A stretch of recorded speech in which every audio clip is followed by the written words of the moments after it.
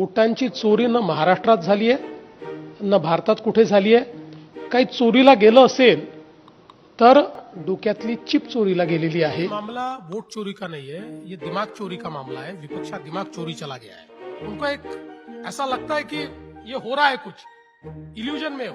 न महाराष्ट्र में वोटों की चोरी हुई है न देश में कई वोटों की चोरी हुई है।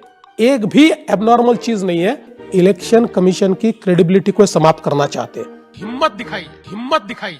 स्वैग से करेंगे सबका स्वागत।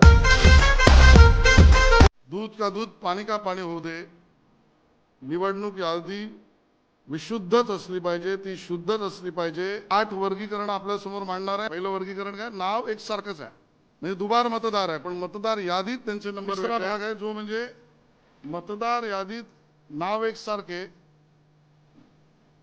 व मतदार ओळख क्रमांक, मतदाराच्या कार्डाचा क्रमांक वेगळा, मतदारातला अनुक्रमांक वेगळा, मतदार यादी क्रमांक वेगळा, माणसं तीच। साधा विषय, नाव एकसारखे आणि नावात मात्र एकाच माणसाचे फोटो, त्या फोटोवर फोटो काढून दुसरं कार्ड।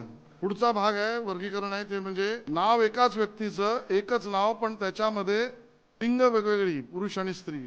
और केस दुबारची नाही, 3 बार आणि 4 बार आणि षटकारची पण आहे। बऱ्याच मतदारांनी मतदान केंद्रापर्यंत जाऊन मतदान केंद्रावर आमची नावं नाहीत याबद्दल आक्रोश केला, पळापळ केली। काय करायचं, करायचं काय, तुझा डोळे पहा नीट।